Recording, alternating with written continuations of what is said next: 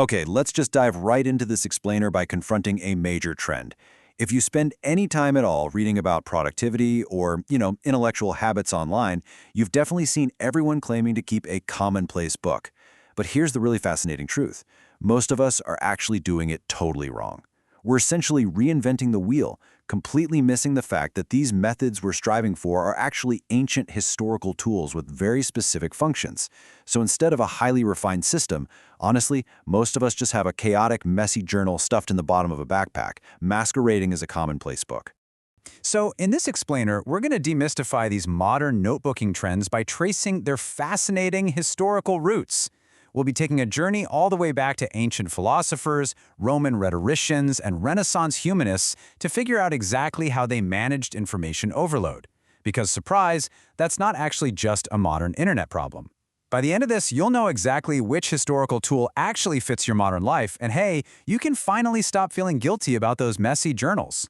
Here's our roadmap for today. First, we'll tackle the great notebook confusion. Then, we'll explore the Zibaldone, move right into the rigorous commonplace book, cover the modern pocket catch-all, and finally, wrap up with crafting your intellectual life. All right, kicking things off with Section 1, the Great Notebook Confusion, defining the modern mess. Let's see how conflicting productivity advice has basically led us to mash entirely different historical methods into one single, highly confusing notebook that just doesn't work for anybody. Moving on to Section 2, we have the Zibaldone, the Renaissance salad and the haphazard joy of collecting. This is where the history gets incredibly rich and, quite frankly, a whole lot of fun. Now, what's really interesting here is the term itself, Zibaldone. It literally relates to the Italian word for salad. So, a Zibaldone is essentially an intellectual catch-all. It's that notebook where you just toss in your favorite quotes, personal aphorisms, story ideas, podcast insights, whatever. The absolute defining feature here is that there is no formal structure. Zero. You really don't have to organize it. It is just a wonderful, low-barrier collection of things that inspire you. You just throw all the ingredients in and mix them up like a big salad. Tracing this back a bit, before the printing press, the modern book format, the codex, met paper from the East in Afghanistan. By the 15th century, this meant paper notebooks had made their way to Florence, Italy, where they were primarily used as business ledgers for merchants tracking daily trades. But the highly literate, curious folks in Florence started taking these ledgers home. Families would just fill the blank pages with Aesop's fables, recipes, weird medical cures, poems, passing them around the dinner table to share their favorite sayings. It was this incredibly social, creative outlet. Author Roland Allen has a quote that I think just brilliantly captures the heart of this practice. He says, "Like a salad, a Zibaldone was a notebook where you just filled it with tasty stuff, anything you wanted to keep hold of." I absolutely love that emphasis on tasty stuff, right? It wasn't about rigorous academic work or cramming for a final exam. It was simply about the pure joy of collecting ideas that sparked something inside you. Florentines used these communal books to build a really deep personal love for reading and literature that actually helped ignite the Renaissance itself. Okay, Section 3, Commonplace Books, Intellectual Rigor, the backbone of European education.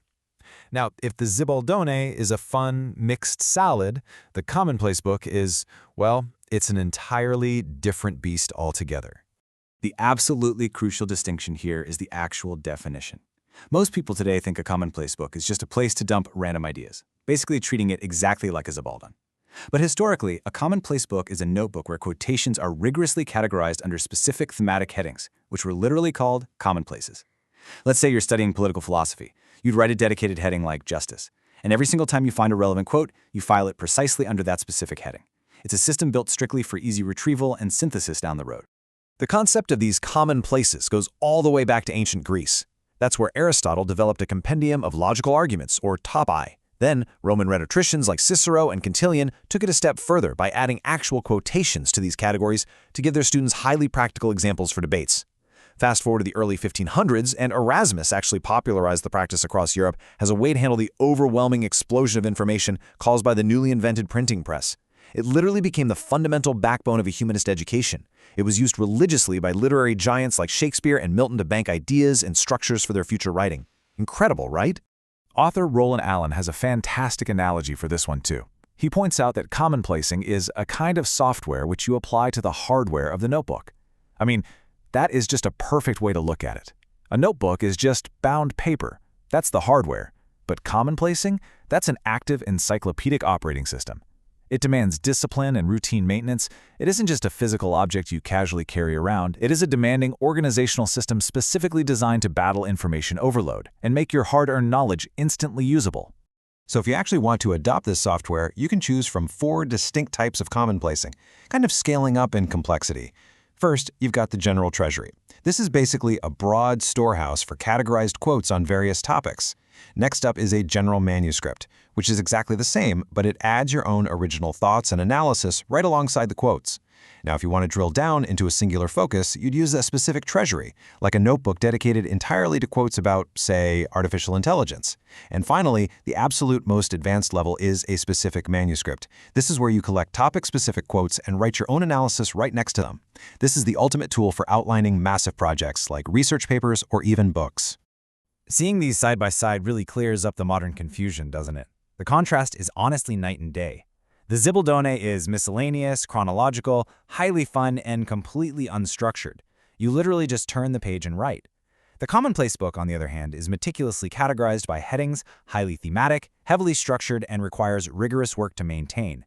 They serve entirely different purposes in your intellectual journey, and trying to force one to do the job of the other, well, that's exactly why so many modern journalers get frustrated and just quit. All right, Section 4, the modern pocket catch-all, offloading your working memory. Because look, before you go out and buy fancy leather journals to start your Zilvadone or Commonplace book, we really need to address offloading your working memory and solving your daily mental overload.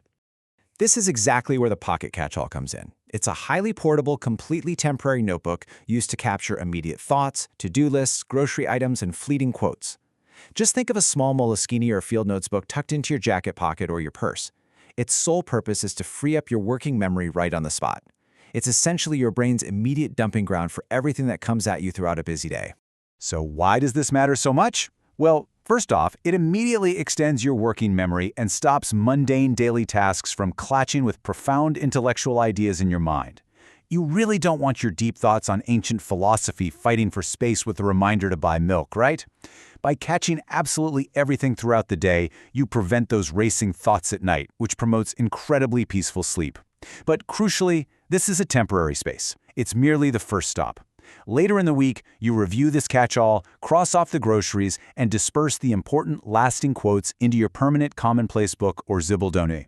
Which brings us to Section 5, crafting your intellectual life and choosing your historical tool. Now it's time to bring all of this together and apply this amazing historical taxonomy directly to your own daily workflow. To synthesize everything we've covered today into some actionable advice, the Pocket Catch-all is your absolute best bet for daily tasks and quick thoughts on the go. But remember, its biggest drawback is that it's nearly impossible to search long-term, so don't leave your best ideas stuck in there. The Zibaldone is perfect for fun, low-barrier intellectual collecting, but again, without structure, it's pretty difficult to retrieve specific info later when you really need it. And finally, the Commonplace book is the ultimate tool for rigorous organization and fast retrieval when writing or speaking. But the undeniable drawback is that it requires hard work, discipline, and strict formatting. So the ultimate question really is, which historical notebooking style will you adopt to organize your modern intellectual life? Are you going to embrace the haphazard, tasty joy of the Renaissance salad, or commit to the strict, retrievable rigor of the humanist scholars? Now that you know the historical truth behind these methods, the choice is completely yours. Thank you so much for joining me on this explainer, and I can't wait to explore more fascinating concepts with you next time.